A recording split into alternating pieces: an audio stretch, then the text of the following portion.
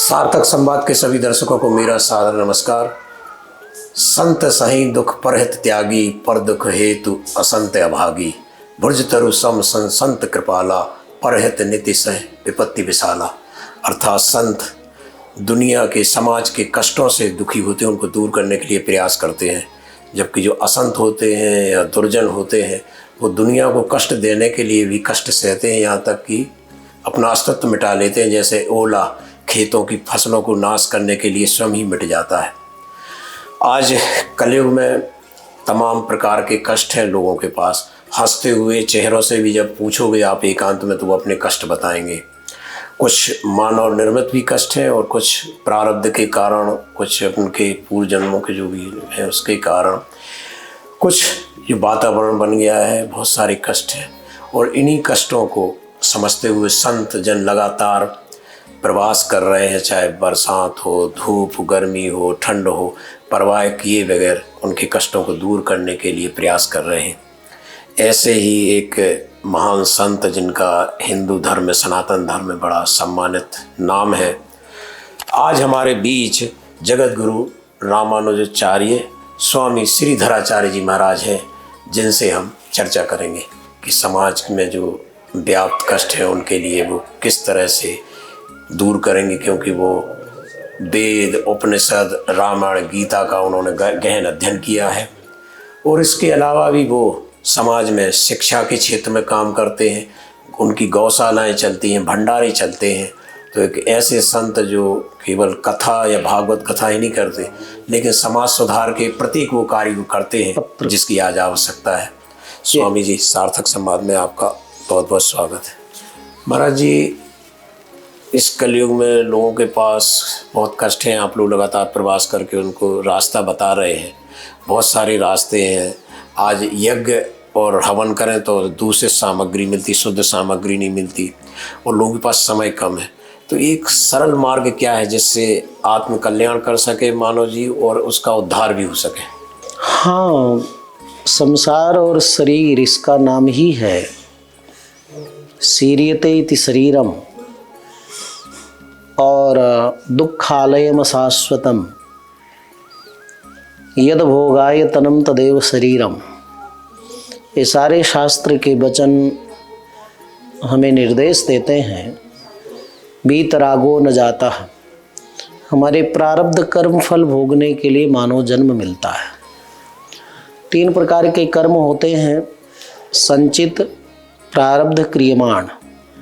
संचित कर्म की गठरी तो बहुत बड़ी है।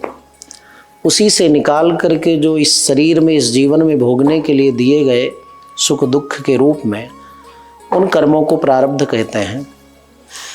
और तीसरे हैं संचित, क्रियमाण, जो इस जन्म में कर रहे हैं वो भी संचित में इकट्ठा हो जाएंगे, मिल जाएंगे। ऐसी परिस्थिति में मानव जीवन जो हमें मिला है, विचित्रा देह संपत्ति ईश्वराय निवेदितुम पूर्वमेव कृता ब्रह्मण हस्तपादादि संयुतम। ये सब होने के बावजूद प्रारब्ध कर्म सुख दुख भोगते हुए और मानव जीवन को यापन करते हुए मूल जो उद्देश्य है वो उद्देश्य है भगवान को निवेदन करने के लिए मानव जीवन प्रभु ने दी। ईश्वराय निवेदितुम, भगवान को बोध करने के लिए, भगवान के रूप गुण शील स्वभाव को समझने के लिए, और भगवान काम सुने के कारण आत्मा अपना भी स्वरूप स्वभाव को बोध करने के लिए मानव जीवन मिला है, जो थोड़ा कठिन हो जाता है। इसलिए वेद दुरूह होने के कारण वेदांत का प्राकट्य हुआ, वेदांत दुरूह होने के कारण पुराणों का प्राकट्य हुआ। पुराण भी आजकल कठिन है समझना, पढ़ना, कहना। तो इसलिए सभी महापुरुषों ने, सभी ग्रंथों ने, सभी महानुभावों ने इस कलिकाल में भगवत भक्ति के साथ साथ भगवान के नाम पर बहुत जोर दिया है। कलौ नास्ते व नास्ते व नास्ते व गतिरन्यथा। कलयुग बहुत विचित्र है, लेकिन जहाँ मंत्र जाप, नाम जाप होता है, वहाँ कली का प्रभाव नहीं पड़ता है। भागवत में भी अंत में लिखना पड़ा व्यास जी को, नाम संकीर्तनम यस्य सर्व पाप प्रणाशनम प्रणामो दुख समना तम नमामि हरिम परम। प्रारब्ध का फल दुख तो भोगना पड़ता है, लेकिन उसको सहन करने के लिए भगवान का नाम जप बहुत जरूरी है। नाम जप करने से व्यक्ति को अपने प्रारब्ध कर्म सुख दुख को सहन करने में क्षमता मिलती है, साहस मिलता है, बल मिलता है। इसीलिए कलौ दोष निधे राजन अस्ति हे को महान गुण कीर्तनादेव कृष्णस्य मुक्त संगः परम ब्रजेत। कलयुग में बहुत दोष हैं, बहुत दुख है, बहुत कष्ट है, बहुत विचित्र वातावरण है। अधर्म अन्याय अनीति अत्याचार अनाचार कदाचार का बड़ा बोलबाला है।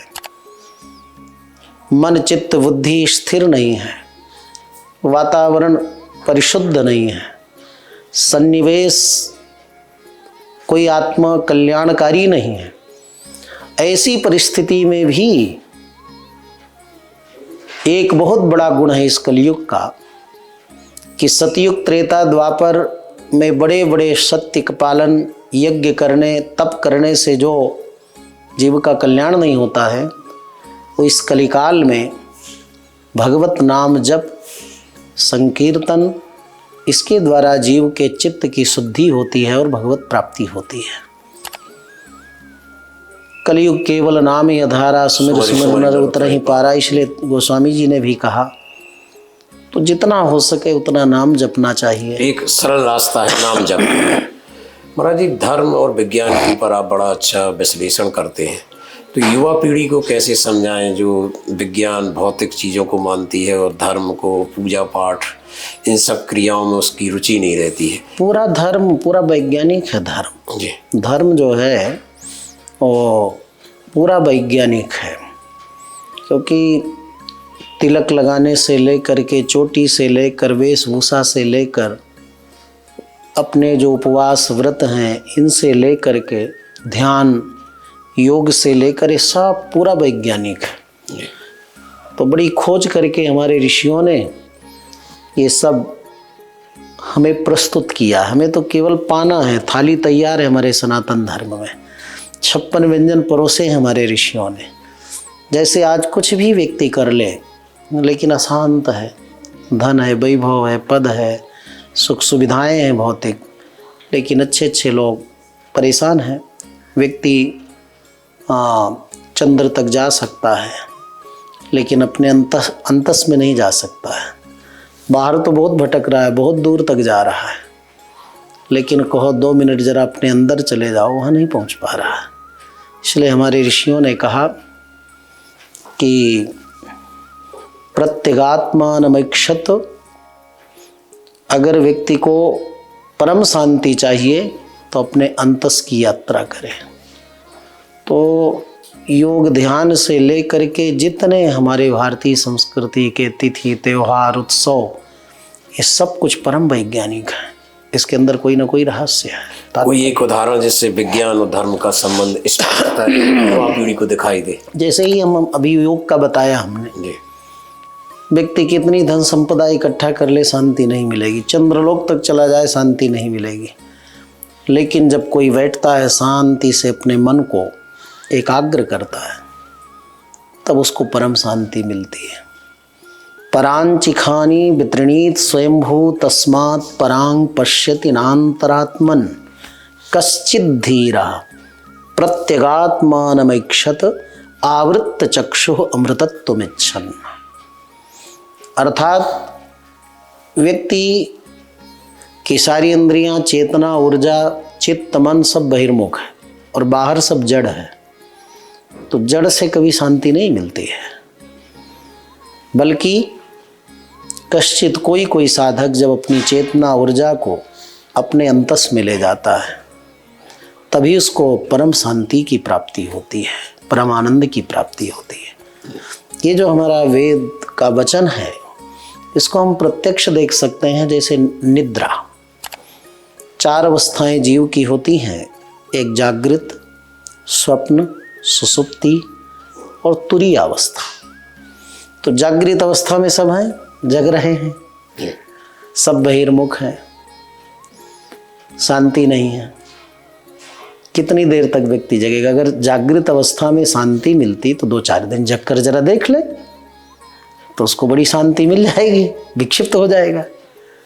लेकिन ना, जागृत के बाद में स्वप्न अवस्था है। उस अवस्था में भी जीव को शांति नहीं। रात में पड़े रहो बेड में, स्वप्न आते रहे, सुबह कहोगे सिर दर्द कर रहा है, मूड खराब है, कुछ काम नहीं कर पाएंगे, बीमार हो गए, क्योंकि उस समय मन आपका दौड़ रहा है। शरीर तो स्थिर हो गया लेकिन मन भाग रहा है, उसको स्वप्न कहते हैं। तीसरी अवस्था सुषुप्ति की होती है। सुषुप्ति में हमारे जो इंद्रियों का प्रकाश है, ऊर्जा है, चेतना है, ज्ञान है, मन है, इंद्रियां हैं, ये सब बाहर नहीं रहती हैं, अंतस में रहती, आत्म स्वरूप में स्थित रहती हैं। तो जब व्यक्ति 10 इंद्रियां मन में और मन फिर बुद्धि में, बुद्धि फिर आत्मा में स्पर्श करती है, जब अंतर्मुख पूरी चेतना होती है, तब उसके बाद जब अच्छी नींद आती है तो सुबह व्यक्ति कहता सुखम अहम स्वापसम न किंचिद अहम अवेदिसम। बड़ा आनंद आया, बड़ा सुख मिला। सुबह जब व्यक्ति उठता है तो कहता है अरे बहुत आनंद आया, बहुत अच्छी नींद आई। तो आनंद कहाँ से आया? शरीर में लेटने से ना, मन के भागने से ना, अपनी जो चेतना ऊर्जा है, मन चित्त इंद्रियां, सब जड़ पदार्थों से न होकर जुड़कर आत्मा से जुड़ गई। इसीलिए उसको 6 घंटे अगर व्यक्ति सोता है, वो 6 घंटे पूरी वो सुसुप्ति नहीं रहती है। और इसके और अंदर अगर आप समझ लें तो आत्मा जीवात्मा के अंदर परमात्मा है, उसी का जीवात्मा का मिलन 1 सेकंड का होता है, और फिर उसी से उसको इतनी ऊर्जा चेतना मिलती है कि सुबह उठकर कहता है मुझे परम स्फूर्ति आ गई, परम आनंद आ गया। इसलिए सुसुप्ति परमात्मा ने जीव मात्र को, समस्त जीवों को अपनी कृपा से दी है। सब प्राणी सोते हैं और सोने में भगवान का एक क्षण के लिए अनुभव होता है। इसलिए चौथी अवस्था ये होती है सुसुप्ति, ये प्राय सभी को नहीं तो जीना मुश्किल हो जाए। चौथी अवस्था है फिर तुरीय अवस्था, उसी को समाधि, उसी को मोक्ष, उसी को मुक्ति कहते हैं। क्योंकि सुसुप्ति में तो थोड़ी देर के लिए 6 घंटा सोते हैं, थोड़ी देर के बाद स्पर्श होता है, फिर बहिर्मुख, फिर सुबह उठ जाते हैं। लेकिन तुरीय चतुर्थ अवस्था, मुक्ति की अवस्था, फिर यद गत्वा न निवर्तन्ते तद धाम परमम मम, जहाँ जाने के बाद फिर लौटता नहीं जीव, वो मुक्ति है। तो इसलिए इन 4 अवस्थाओं में सुसुप्ति जो अवस्था है, इसका और विज्ञान का बिल्कुल प्रत्यक्ष दर्शन होता है कि हमारे शास्त्रों ने जो कहा है कि बाहर सुख नहीं है, सुख और आनंद तो अपने अंदर है। और इसको हम सुसुप्ति में प्रत्यक्ष देखते हैं कि जब जागृत अवस्था में व्यक्ति काम करता है 10 घंटा तो परेशान, हताश हो जाता है, थक जाता है। और स्वप्न में भी जब लेटा रहता है तब भी इधर उधर मन डोलता रहता है। लेकिन सुसुप्ति में जब इंद्रियां और मन बिल्कुल अंतर्मुख हो जाती हैं, तब व्यक्ति को परम शांति, सुख, चेतना, ऊर्जा प्राप्त होती है। इसलिए जो हमारे शास्त्र वेद वेदांत कहते हैं कि बाहर सुख आनंद नहीं है बल्कि अपने अंतस में है, वो हम सुसुप्ति काल में देख सकते हैं। आप गौशालाएं चलाते हैं, भगवान कृष्ण को सब मानते हैं, वो कृष्ण की आराध्य गाय आज सड़कों पे मन भगवान को मान रहे, लोग भगवान की नहीं मान रहे। तो कब तक ये स्थिति रहेगी कि गाय को कब वो स्थान मिलेगा? जैसे 33 कोटि देवता विराजमान है, वैसा स्वरूप लोग कब देखेंगे और कब उसकी मान्यता मिलेगी? बहुत जरूरी है। गौ माता तो भगवान स्वयं, भगवान को भी पवित्र करने वाली गौ माँ है। यज्ञ के प्रारंभ में पंचगव्य अन्न प्राशन करके यज्ञ करने का अधिकार मिलता है। इसलिए गौ माँ तो सारे ब्रह्मांड की सबसे पवित्रतम, श्रेष्ठ, उत्तम संरचना है। सारे 84 लाख योनि में आप देखिए किसी का मलमूत्र काम नहीं आता है।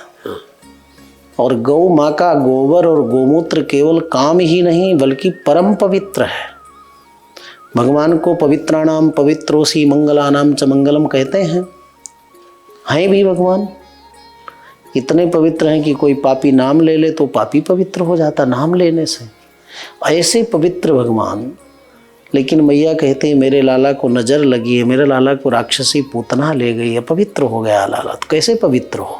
सबको पवित्र करने वाला, सबको पवित्र करने वाला, उसको कौन पवित्र करे? तो गोमूत्रेण स्नापयित्वा पुनर्गोरज सार्वकम, गोमूत्र से, गोबर से स्नान कराया, गोरज जहाँ गैया बैठती वहाँ की धूल से स्नान कराया, पूंछ से झाड़ा और पूंछ से गौ से झाड़ा लगा, तब कन्हैया जा करके। तो कहने का मतलब ये गौ माता का संरक्षण बहुत जरूरी, लेकिन एक बहुत बड़ा षड्यंत्र हुआ हमारे देश में जी।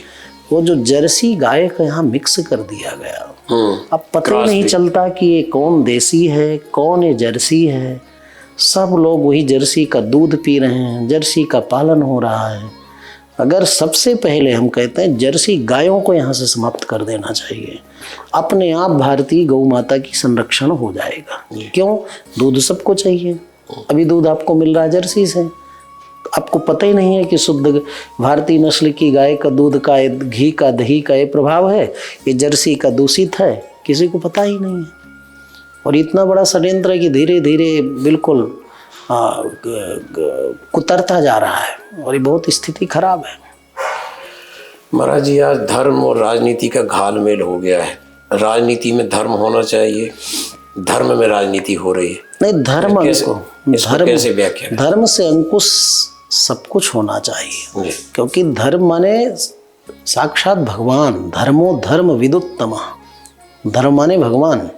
तो भगवान ही सारे ब्रह्मांड का संचालन कर रहे हैं, भगवान को ही साक्षी मानकर यहाँ तक कि संविधान में शपथ लिया जाता है।